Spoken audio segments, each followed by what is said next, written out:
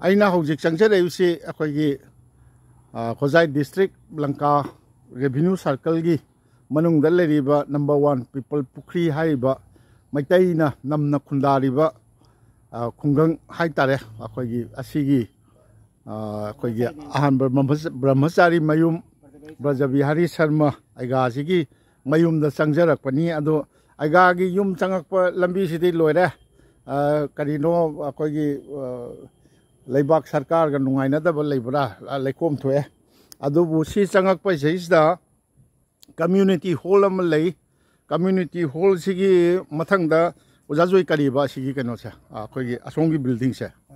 Indian army ना सात भवन नैना सारे अदुगा अखोगी लाइंग दो खोरी फाबगी असोमदा लाइसंग आई चंगजररोयगे अदुम मसी लाई हरावबमनी नंबर 1 अखोगी पीपल पुखरी लंकादा मैतेगी लाई हरावबुंगनी मसीगी कम्युनिटी हॉल से अदुगा मसीगी हेक कनो तौरगा सिगी थोंगाल सिदैसा चंगजरागा आइगा ब्रजबिहारी की मयूम नी सिदैसदा लेरिसे आइगा गी युम याम नुंगाई याइफना लेबिबो माली ब्रह्मचारी मयूम को ब्रह्मचारी मयूम नी आइगा गी सी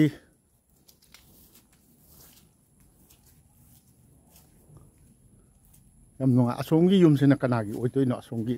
अचौबसिना से अचौबसिना आइगागिनी सिना मनानु पागी ओ सिना मनानु पागी असिना आइगा से हाना कई थबक तौबिरमन हाना सिनेमा होलगे ऑपरेटर बिरम ओ कनोदा फायदा आइगा कदाई लेबिरगे ओ आइगा मामदो लाइसंदी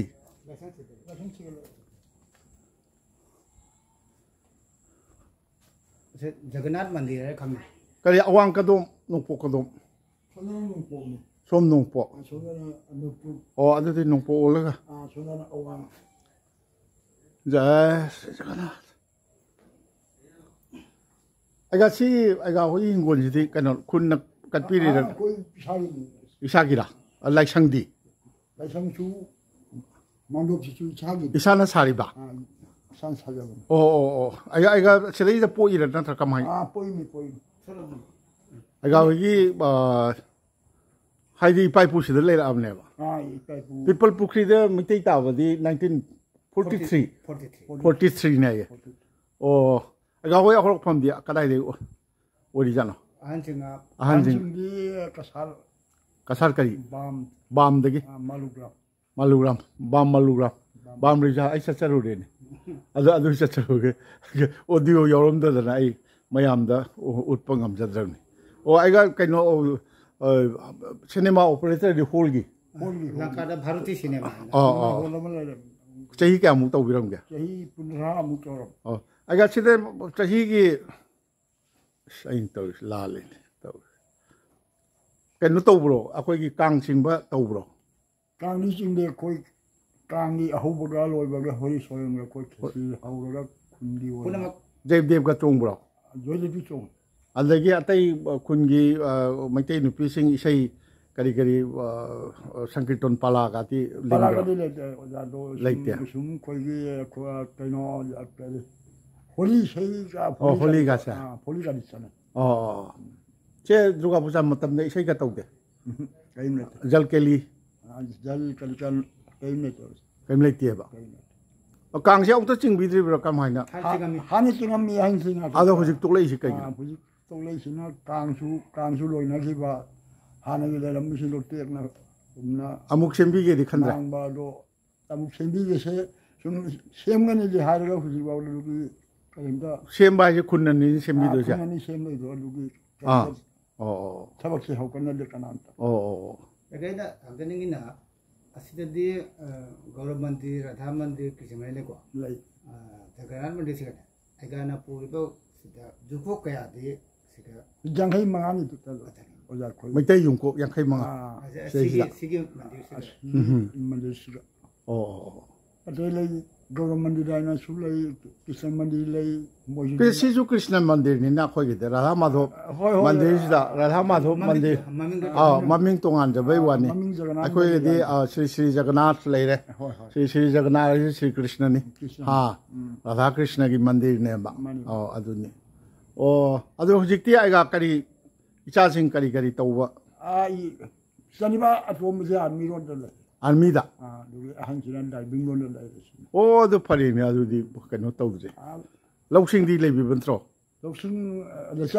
लौसा गली ले जे लौसा लेते आई को हिंगोन हिंगोन नि खरा चाउबा सिनी चाउई ने आइगा की इनाउ नुपा की युम ने करी मादी करी तौके इनाउ नुपा से अमना गाड़ी थौरमी वेगी हुजुई मा स्कूल की कनो रोंडा वसन है पिस्पियोन गुम करी गुम वाला हाता आइगा न पुबीब कुनगी युंको यांखै मंगा हरिसे सोंवांगी खतरा असोंवांगी यावब्रा सोइसिनी स्वाइसिगै सोनवांसु यांखै मंगा नुंगाइजे आइगा अखोगे आइगा ब्रह्मचारी मयूम को ब्रज बिहारी शर्मा का उनजरे नंबर 1 अखोगी पीपल पुखरी लंका सर्कल कोजाई डिस्ट्रिक्ट असम का आइगा नुंगाइजे आइगा की कइनोनी आइगा की इनाउ नुपागी मचासिंग अंगांगी ngakte ओरिने सिना मौरा अच्छा कइनो यानी दी करी नंग कइनो अदु यामना राशि लेदना नसक फजरगा कइनो गन्ना बा क्लास क्या तमबा 8 नंगना कया 8 कई मिंग कोगे नावबा शर्मा नावबा नंगना करी निर्मली शर्मा निर्मल नोइदि आसामीज मीडियम तमिरा अच्छा फै याम कन्न होनरो लारिक याम हाइबा नत्रदि मैतैना लिखतपा मपान लमदा पांगम मोइना हां वालौ संगदि आइगा कदोमदा वालौ संगसिरा लेकाई की उसोका दुम कटपी ब्रो फरे यारे नोई चंगा नोई नसा उदना चप्प नुआई तबैनी फरे थैंक यू आइगा की युम दगी थोक्चरे आदो सिदगी असी अवांग पांगना गोइरे नत्रो सि नोंपो खा पांगना 100 मीटर रूम चंगागा सिगी नंबर 1 पीपल पुखरी की सिंगल करी स्कूल दो जजवा number 2 LP school LP school अमा थकंग लेबसी असिदा उरिबा बिल्डिंग सिरा नते मथंगदा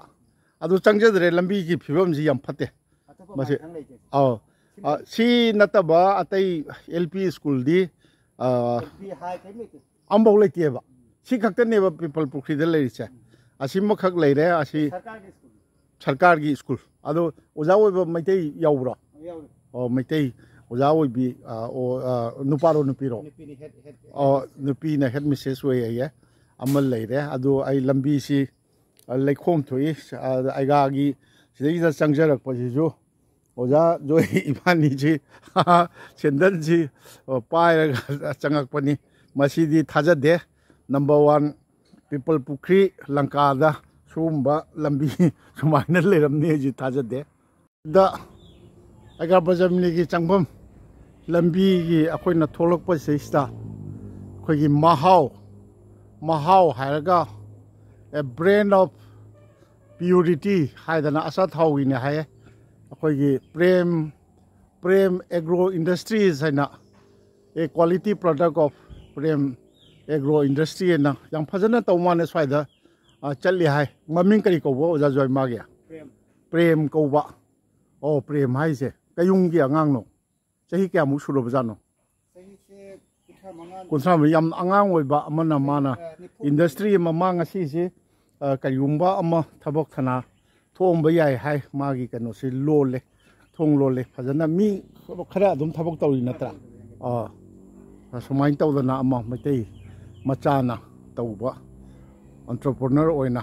थबक तौबा अमसु थेंगनजै मसिसु अखोइगी लंका नंबर 1 पीपल पुखरी गिदी चौथोकसिनंगाय अमनि हौजिक चंगजगदोरिसिना अखोइगी नंबर 1 पीपल पुखरी लंका कोई water supply road haraga dum khangnai hai nak ye si asomda uri si ju maitai gi ning asi si thongloli awasida uri ba si ju maitai na phamba dukan ni ada masigi maitai imung sina lingba akoi laisang mamdo tani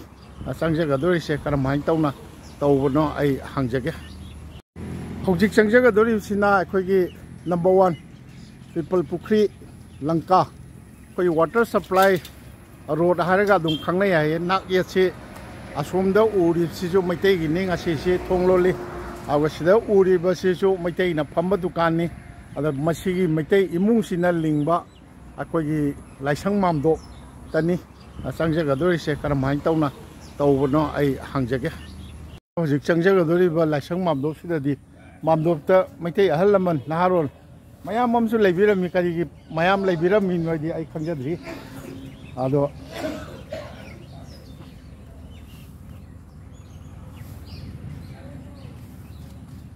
시대이다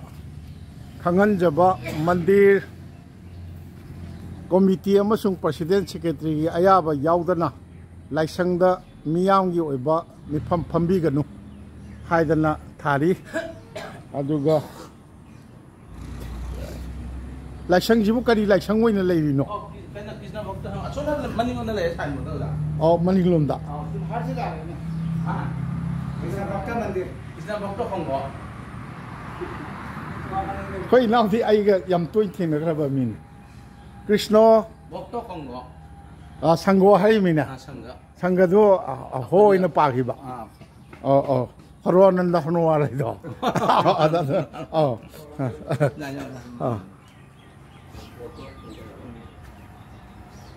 시다 시기체 시다 거기 Shri Krishna भक्त संघ number 1 Pipal Pukhri Lanka जिला होजाई असम हाइना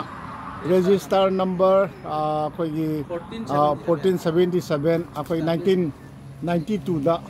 तौबनी अदुनी चौरांगना चही कुंसानी थोरोंगी ममांगदा लेखत की पीबनी अद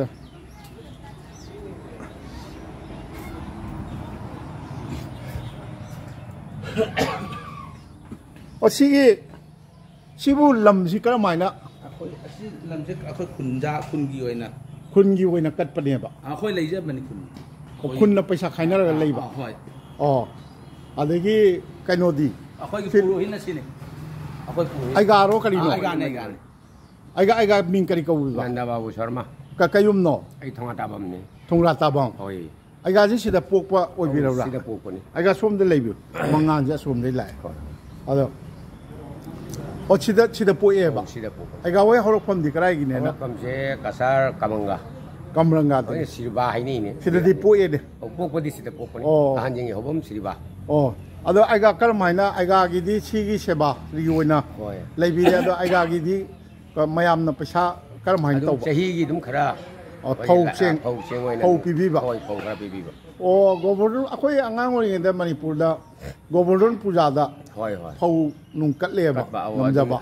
adu tawribra ajisu chali akoi manipur da de adu tawhidre akoi rom dana aja puja adai maru oina sak thongbada dakhina si yam highway gre haji lupal lising ani ga yo gre sak thongba puja re de ada kharam maming chat padeba is phangna baja nate adu tawi adu aiga gi yum di karai da leibiriba khang chalaga maningda 군디 юм디 이사기 юм모이나 이사기니요. 아도 깡가디 징뭐 깡 구매가 또 비브로. 깡디 하나디 징음메. 한다 깡도 야기드래. 아도 군시. 한다 이제 제기가 소래. 세히 아니 어홈데이디 징드래. 징드래 아도 마양 군자 마양 징비게는 칸들어 봐. 세미 세히 세미 마당 제히디 징그네 칼리에. 아더기 아이가 시기 크리스나 박타 만들 시기 카노디 또드로 상가 카리바. Krishna भक्त संघ की ओइनादी Holi पलागादी Lebra हजिमकदी लेके होय हाना Laramie हानिंगो लेगिद्रे अदसु मुखरबा अनु बखरा तंगली येंजे अखोगी मणिपुरी वैष्णव की culture जे सु मुथरक पदौ तवेबा अदुमाइना लाब्रो अखोगी सोमदु सेंबली अनु बखरा सेंबली नारोन जै थोइना थवा याउना दबगुम्बा ꯑꯣ ꯑꯗꯒꯤ ꯈꯨꯟꯒꯤ ꯀꯔꯤ ꯎꯁꯣꯞ ꯀꯔꯤ ꯀꯔꯤ ꯑꯗꯨꯝ ꯇꯧꯕ꯭ꯔꯣ ꯇꯧꯋꯤ ꯆꯍꯤ ꯃꯥꯒꯤꯗꯤ ꯂꯣꯏ ꯑꯗꯣ ꯁꯤꯒꯤ ꯀꯩꯅꯣꯁꯦ ꯁꯤꯒꯤ ꯃꯥꯝꯗꯣꯞ ꯅꯨꯡꯗꯣꯞ ꯁꯥꯕꯒꯤ ꯀꯩꯅꯣꯁꯦ ꯁꯔꯀꯥꯔꯗꯒꯤ ꯄꯩꯁꯥꯒ ꯈꯔ ꯄꯩꯁꯥ ꯑꯃꯠꯇ ꯂꯥꯛꯇꯦ ꯁꯔꯀꯥꯔ ꯐꯪꯅꯕꯁꯨ ꯍꯣꯠꯅꯕꯤꯗ꯭ꯔꯣ ꯍꯟꯗꯛ ꯑꯗꯨꯝ ꯇ꯭ꯔꯥꯏ ꯇꯧꯔꯤ ꯄꯤꯅꯦꯅ ꯑꯩꯈꯣꯏ ꯃꯌꯥꯡ ꯂꯝꯗ ꯂꯩꯕꯅꯤꯅ ꯋꯥꯁꯔꯨꯝꯒꯨꯝꯕꯗꯤ ꯁꯔꯀꯥꯔꯗꯒꯤ ꯑꯩꯈꯣꯏꯒꯤ ꯑꯣ ꯑꯁꯤꯒꯤ ꯀꯩꯅꯣꯁꯦ ꯃꯥꯏꯀ꯭ꯔꯣꯐꯣꯟꯗꯣ ꯑꯗꯨꯝ ꯊꯥꯗꯣꯛꯄꯤꯒꯅꯨꯀꯣ ꯑꯁꯤ ꯁꯔꯀꯥꯔꯅ ꯁꯥꯔꯤꯔꯣ ꯁꯔꯀꯥꯔꯅꯅꯤ ꯑꯣ ꯑꯗꯨꯗꯤ ꯁꯔꯀꯥꯔꯅ ꯀꯩꯁꯨ ꯇꯧꯕꯤꯗꯕꯗꯤ ꯅꯠꯇꯦꯅ ꯈꯔ ꯇꯧꯔꯦ ꯑꯣ ꯋꯥꯁꯔꯨꯝ ꯂꯩꯔꯦ ꯑꯗꯒꯤ ꯂꯝꯁꯨ ꯌꯥꯝ ꯂꯩꯔꯤꯅ ꯂꯩ ꯑꯗꯣ ꯃꯥꯝꯗꯣꯞꯁꯤꯗꯤ ꯃꯇꯝꯒꯗꯤ ꯆꯥꯟꯅꯗ꯭ꯔꯦ ꯆꯥꯟꯅꯗ꯭ꯔꯦ ꯁꯤꯗꯤ ꯅꯠꯇꯦ ꯁꯦꯝꯕ ꯍꯥꯏꯁꯦ MLA ꯂꯩꯔꯤ MP ꯂꯩꯔꯤ ꯑꯗꯣ ꯃꯣꯏꯒꯤ ꯀꯧꯅꯤꯗꯤ ꯍꯥꯏꯔꯤ ꯑꯗꯣ ꯃꯇꯝ ꯈꯔ ꯆꯪꯒꯅꯤ ꯐꯥꯟꯗꯒꯤ ꯈꯔ ꯄꯤꯔꯛꯀꯅꯤꯗꯤ ꯃꯣꯏ ꯋꯥꯠ ꯇꯧꯔꯤ ꯑꯣ ꯑꯗꯣ ꯁꯤꯒꯤ ꯀꯩꯅꯣꯁꯦ ꯅꯝꯕꯔ 1 ꯄꯤꯄꯜ ꯄꯨꯈ꯭ꯔꯤ ꯑꯩꯈꯣꯏꯅ ꯑꯣꯖꯥ ꯖꯣꯏꯒꯤꯗꯒꯤ ꯍꯥꯏꯒꯠꯂꯛꯏꯁꯦ ꯐꯅꯌꯥꯝ ꯁꯥꯡꯉꯦ ꯁ꯭ꯋꯥꯏꯁꯤꯅ ꯂꯩꯀꯥꯏꯗꯤ ꯈꯥꯏꯗꯣꯛꯇ꯭ꯔꯣ ꯂꯩꯀꯥꯏꯁꯦ ꯃꯃꯥꯡ ꯑꯃꯁꯨꯡ ꯃꯅꯤꯡ ꯍꯥꯏꯅ ꯈꯥꯏꯅꯦ ꯑꯩꯈꯣꯏꯁꯦ ꯃꯃꯥꯡ ꯅꯣꯡꯄꯣꯛꯅꯤꯅ ꯃꯃꯥꯡ ꯍꯥꯏꯔ ꯁꯤꯒꯤ ꯁꯥꯡꯈ꯭ꯔꯕ ꯏꯁꯇ꯭ꯔꯦꯁꯁꯦ ꯅꯣꯡꯄꯣꯛ ꯑꯁꯣꯝꯗ ꯅꯣꯡꯆꯨꯞ ꯑꯣ ꯑꯇꯩ ꯃꯔꯛꯇ ꯈꯥꯏꯗꯦꯕ ꯃꯌꯥꯏ ꯍꯥꯏꯅ ꯑꯍꯥꯟꯕꯗ ꯑꯩꯒ ꯕꯖꯕꯤꯍꯥꯔꯤ ꯁꯔꯃꯥꯒꯤꯗ ꯆꯪꯉꯨꯕꯗꯣ ꯑꯗꯨꯅ ꯃꯌꯥꯏ ꯍꯥꯏꯅ ꯂꯧ ꯑꯣ sila kano aiga bazar ki dukan dugi madop tu ga jumko jangai bangan asigi madop sika na aiga na publis jumko kaya akhoi se jumna jumkok se samna haibda jumko marfu manga se aiga na publis ne oh aduna ne ozana haibi ada kainodi akhoi Deva Karma Thopagi Isai Sankirtan Pala Karigari Mapung Hana Libro Lankasibo. Oh, Paina. Akoy Isai Sakbo Darusula Ami, Nang Mangda. Oh, I know one chang and oh, Amado, Oza Isai Poda, Helper, Magia Fagia, Canoita, two night. Oh, Aduma is hurry. Lumdi up Hazana lady. Hyman Mando, you and a lady with my Kainaga. Oh. Kunjajing Kainara lady never. Mamdop Sizu license Sizu. Other houses did license Sizu, Mamdop Sizu Matam was another. Karapazana Saba, Amatu. License, Manipur Development Council and a lady Miasamda. MDC, Kangi lay, which is lady. But do Moina. Singutaka, Moitaki, Hapsala Sagiba. Oh, Hojo Mosarkagi Rulda, Mokogi, Poland, Pangibasaki, Pitra Manga, Galosani, like Sanji Shaman and Dre. Oh, I like but Taki by the Mandok Shaman and Dre. Other than the Putra Mangadi Kakra Rosia. I see like Sanji low in Watam, I give her. When a Sixteen Nadra, when a Honabam didn't Honaba, Amama, the Saka, the Ikande, Martin, Anagadi, the Chinchi Tausiana, Mina, Lady, Hanana. Oh, although the Akoyi Sigi Krishna Bhakta Sango Sangogi member with Viriba Sanga Paribargi Sigi Sangagi Paribar, Singa. Sarkari Tabo Inghang Tawa Kadi Mikayam. Sarkari Tabo Inghang Tawa Jum Amani Ahum Yawa. Amari Manga Kari Tabak Tawun. Amana Kanoni, Herbigeti Officani. Amana Skulozani. Animana Secretary of Silonga. Amana Defense Tani, Machan Path. Oh, I think Nahal Chulaga can be out there. Oh. Dukan ako'y economic problem sa katang oyo doon na jam. Lawsing din loy lay na natro. Kara lay na daw sa rin. Ako'y sesum may kanod din majority jam ba. Economic problem di ka son ba. Ilaw iming ay inaw una kare mamang. Kanod so ay Devendro kayum no. Ireng bam Devendro. Ireng bam de ay una kare ba. Kanod silchar da Borak Valley. Borak Media Library da. Adu so una kare. Kanod hoine Rajmani so una kare. Adagi chida una kare adu ni. Demaji chapai do. Adu so una kare ba. Ay ni chinge ba. Nungai je mayam una na tawri se. Ado kaino ꯂꯩꯀꯥꯏꯒꯤ ꯃꯧ ꯅꯍꯥꯁꯤꯡ ꯑꯍꯟꯁꯤꯡ ꯏꯁꯩꯒ ꯇꯧꯕꯒꯗꯤ ꯇꯧꯗꯦꯅ ꯃꯔꯛ ꯃꯣꯏ ꯇꯧꯔꯤ ꯍꯣꯂꯤ ꯀꯩꯅꯣ ꯇꯧꯕꯒꯤ ꯂꯥꯏꯔꯤꯛꯀ ꯇꯥꯕ ꯈꯣꯠꯄ ꯋꯥꯔꯤꯒ ꯇꯥꯕ ꯃꯦꯔꯥꯗ ꯋꯥꯔꯤ ꯇꯥꯏ ꯑꯣ ꯃꯦꯔꯥꯒꯤ ꯀꯩꯅꯣ ꯇꯧꯔꯤꯕ ꯑꯩ ꯌꯨꯝꯊꯣꯡ ꯍꯣꯡꯗꯅ ꯇꯧꯕꯗꯣ ꯆꯠꯅꯔꯤꯕꯣ ꯀꯅꯥꯒꯨꯝꯕꯅ ꯃꯥꯟꯗꯣꯞꯇ ꯁꯨꯝ ꯇꯧꯔꯦ ꯀꯅꯥꯒꯨꯝꯕꯅ ꯁꯪꯒꯣꯏ ꯅꯨꯡꯒꯣꯏ ꯆꯥꯎꯗ꯭ꯔꯒꯅ ꯃꯥꯟꯗꯣꯞꯇ ꯆꯥꯎꯔꯒꯅ ꯑꯩ ꯌꯨꯝꯗ ꯍꯌꯦꯡꯁꯦ ꯈꯔ ꯇꯧꯕꯤꯌꯨ ꯍꯥꯏꯅ ꯑꯗꯨꯃꯥꯏꯅ ꯑꯩꯈꯣꯏ ꯃꯌꯥꯝ ꯆꯠꯂ ꯑꯗꯨꯃꯥꯏꯅ ꯑꯣ ꯁꯤꯅ ꯋꯥꯂꯣꯛꯁꯪ ꯑꯣꯏꯕꯤꯔꯤꯕ ꯑꯣ ꯅꯨꯡꯉꯥꯏꯅꯤ ꯑꯗꯨ ꯋꯥꯂꯣꯛꯁꯪꯁꯨ ꯃꯇꯝꯒ ꯆꯥꯟꯅꯗ꯭ꯔꯦ ꯑꯗꯣ ꯈꯔ ꯃꯁꯤꯗꯤ ꯃꯌꯥꯝꯅꯁꯨ ꯈꯔ ꯈꯥꯏꯅꯕꯁꯨ ꯂꯦꯞꯄꯤꯕ ꯌꯥꯗ꯭ꯔꯦ ꯑꯗꯨꯒ ꯑꯉꯝꯕꯁꯤꯡꯗ ꯑꯉꯝꯕ ꯍꯥꯏꯗꯤ MLA ꯃꯔꯨ ꯑꯣꯏꯅ MP मोई डेवलपमेंट फंड एरिया करीब एरिया डेवलपमेंट फंड अदगी कइनोसु MDC जु खरा खरा सुंबजी येंगबीब दरकार ओइबनी अदो खंगदे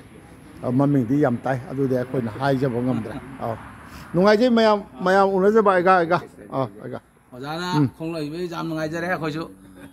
मयाम लाकनाय ताब्रै जुमना हगन खुदा चेलाबनि जिगा आइजे ngасai युक्तगी थरंग तौजबनेबा अदो नोंग पदत ताबदो अदो माइन तौदना तौबनि नुंगाइजे मयाम अखोइगी अपोकपा फंबाल संग अमसुंग अमसुंग हाइबा नते अखोइ पीपल पुखरी नंबर 1 पीपल पुखरी थाबनी आइ अमतंग संजगे संगलेन अचौबो म लै ओजा जोइना हाना पाउ पिबीबदगी कोई नहारोल कोई फंबाल संगी नहारोल अमानी सु लेबा माले मखोइगा उनाजगे मसिदी अखोइगी अपोकपा फंबाल संग नंबर 1 पीपल पुखरी लंका established 1946 हाइदना थाई 1946 ती यम कनो तौरे अखोइगी पीपल पुखरी दा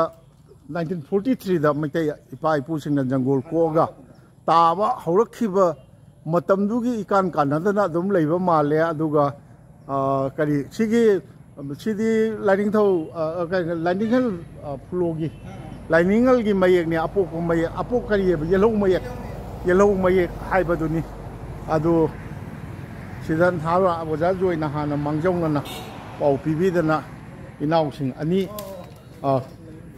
लेरमे अदो लाइसंदी करी कनो तौब्रो ओ लाइसंसी थोंग लोली सिना करीनो चालो वालोक्संग तारेना फुहौसंग मैतै असेंग मैतै लोंदा हाइ तारे फुहौसंग हाइ तारेना अदगी सोंगी सिना लैंगथौ खोरी फाबीसु अमा थमीबरा खुबो ममा अदु ची कुंगी हराउबो केदोबगादी तौयेबा ओ सिदाजु खोरी फाबा हराउबरो ओजाजु अइना हाइदबदो अइना आमने अइना इगिबे लाइथुगने सिना पिपुलुगरा अहामबन असिने सिना ख्वाइ अहानबनेबा सिना ख्वाइ अहान ओ सिना सिगी जे अदुदी मसिंग थारिजे कयानो 1949 दा साबा लाइदो ओ खोरी फाबगी ओ साइन बोर्ड सु सिदा लेरे ओ सिदा लेरे ओ असो संबलगी सिदा कोई कइनो अमा खारी मामदोप सिदा कोइना मामदोपता लाइनिंग थौ खोरी फाबा पीपल को established 1949 हाइना थाई सिजु अखोइगी अहल मनजिंग खुंदाबा होरबो मतुंग 43 दगी जंगल कोकवा होरे अहानबदा असि सिना ओरिजिनल लेबोदा अइना इदगिबे लाइथुना होय होय अहानबदा सोमदा लेरेमेबा अदुदगी सिगा कोना पुछलकने अदगी हुजि अमा आदले मदुना आदले होरिदो कोना कइनोदा खरा चौथोर खलोन कइदो उदबदगी अकोमबदा आगिदो यामा नोरेना मणिपुर सला कोपा के हाइबा अदुवा यामा नुंगाइबा वाफम अमना खजाई डिस्ट्रिक्ट अहानबा कोरिफाबा हरावसे नंबर 1 पीपल बुकरिनी अंदा हाइजे हरावबम जिंगा साइगी लेहौरिदुरा छिरा त अहानबा सिनी अहानबा सिदा हरावरिराबा सिबा फबसिगदे सोदा लेरमेबा अच्छा अदुगा अहानबा कोरिफाबा हरावसे असिगी इपुदो इबेम दोक्सिने 19 क्या दा मसे 19 क्या दोबदो आई रेकॉर्ड दे अहानबा कइनो इपुदो इबेनोगी कइनो से देबा असिनी होय लाउने सिदा छ ले कइनो तौब्रो कइ नंग इन मिंग करिया आई कॉन्सेंस सना गवे ꯀꯣꯟꯁꯦꯟ ꯀꯌꯨꯝꯅꯣ ꯀꯣꯟꯁꯦꯟ ꯅꯠꯇꯦ ꯀꯣꯟꯁꯦꯟ ꯀꯣꯟꯁꯦꯟ ꯀꯣꯟꯁꯦꯟ ꯅꯤꯡꯊꯧꯈꯣꯡꯖꯝ ꯀꯣꯟꯁꯦꯟ ꯁꯅꯥ ꯅꯤꯡꯊꯧꯁꯝ ꯀꯣꯟꯁꯦꯟ ꯁꯅꯥ ꯍꯧꯖꯤꯛꯇꯤ ꯀꯔꯤ ꯇꯧꯔꯤꯒꯦ ꯑꯩ ꯁꯨꯝ ꯀꯩꯁꯨꯝ ꯇꯧꯗꯦ ꯂꯧꯃꯤꯅꯦ ꯍꯥꯏꯇꯥꯔꯦ ꯂꯧꯃꯤꯅꯦꯕ ꯂꯥꯏꯔꯤꯛꯇꯤ ꯂꯥꯏꯔꯤꯛ ꯌꯥꯝ ꯀꯟꯅ ꯇꯝꯍꯧꯗ꯭ꯔꯦ ꯇꯝꯍꯧꯗ꯭ꯔꯦꯕ ꯂꯧꯃꯤ ꯑꯣꯏꯔꯁꯨ ꯐꯩ ꯀꯩꯅꯣ ꯆꯞ ꯃꯥꯟꯅꯩ ꯀꯩꯅꯣ ꯐꯥꯔꯃꯔꯅ ꯀꯩꯅꯣ ꯇꯧꯔꯤꯅꯤꯅꯦ ꯂꯥꯎꯅꯦ ꯃꯆꯥ ꯃꯁꯨ ꯏꯟꯗꯁꯇ꯭ꯔꯤ ꯇꯧꯔꯤ ꯑꯣ ꯑꯗꯨꯝ ꯏꯟꯗꯁꯇ꯭ꯔꯤꯒ ꯂꯥꯎꯅꯦ ꯄꯥꯏꯔꯨ ꯂꯥꯎꯅꯦ ꯃꯥꯏꯀ꯭ꯔꯣꯐꯣꯟ ꯄꯥꯏꯔꯨ ꯂꯥꯎꯅꯦ ꯀꯔꯤ ꯅꯪꯒꯤ ꯃꯤꯡꯅ ꯀꯔꯤ ꯑꯩꯒꯤ ꯃꯤꯡꯅ ꯅꯣꯏ ꯏꯆꯥꯒꯨꯝꯕ ꯉꯥꯛꯇꯅꯤꯗ ꯏꯅꯥꯎꯒ ꯍꯥꯏꯅꯤꯡꯗ꯭ꯔꯦꯗ ꯑꯩ ꯁꯒꯣꯜꯁꯦꯝ ꯆꯥꯎꯕꯍꯟ ꯆꯥꯎꯕ ꯆꯥꯎꯕꯅ ꯀꯔꯤ ꯇꯧꯔꯤꯅꯣ ꯍꯧꯖꯤꯛ ꯑꯩ ꯍꯧꯖꯤꯛꯇꯤ ꯑꯗꯨꯝ ꯀꯥꯔ ꯁꯥꯔꯚꯤꯁꯤꯡ ꯂꯩꯇꯦ ꯍꯥꯏꯕꯁꯤ ꯅꯣꯏ ꯅꯍꯥꯔꯣꯟ ꯅꯍꯥꯟꯋꯥꯏ ꯏꯁꯤꯡꯒ ꯇꯧꯕꯒ ꯅꯍꯥꯔꯣꯟꯒ ꯊꯦꯡꯅꯈꯤ ꯂꯪꯀꯥꯗꯒꯤ ꯏꯁꯤꯡꯒꯤꯗꯨꯅ ꯑꯇꯣꯞꯄ ꯑꯣ ꯑꯇꯣꯞꯄ ꯑꯃꯔꯥ ꯑꯗꯣ ꯌꯨꯅꯤꯚꯔꯁꯤꯇꯤꯗ ꯑꯩꯈꯣꯏꯒꯤ ꯂꯥꯏꯅꯤꯡꯍꯜꯒꯤ ꯀꯩꯅꯣꯁꯦ ꯑꯄꯣꯛꯄꯒꯤ ꯀꯩꯅꯣꯁꯦ ꯁꯤ ꯀꯌꯥꯝ ꯁꯤꯗꯩꯁꯤꯗ ꯃꯤ ꯀꯌꯥꯝ ꯂꯩꯒꯦꯕ ꯃꯤ ꯃꯁꯤꯡ ꯌꯨꯝꯅꯥꯛꯁꯦ ꯌꯥꯝꯗꯤ ꯌꯥꯝ 53ꯃꯨꯛ ꯂꯩ 53ꯂꯣ ꯑꯗꯨꯗꯤ ꯌꯥꯝ ꯀꯜꯂꯤ ꯃꯣꯏꯒꯤ ꯀꯔꯤ ꯑꯩꯈꯣꯏꯒꯤ ꯁꯣꯟꯕ ꯈꯣꯠꯄ ꯀꯩꯗꯧꯕ ꯂꯣꯏ ꯂꯩꯕ꯭ꯔꯣ ꯁꯤꯗꯩꯁꯤꯗ ꯂꯣꯏ ꯂꯩꯌꯦ ꯏꯁꯩ ꯅꯨꯡꯁꯤ ꯑꯣꯖꯥ ꯑꯃꯁꯨ ꯂꯥꯛꯏ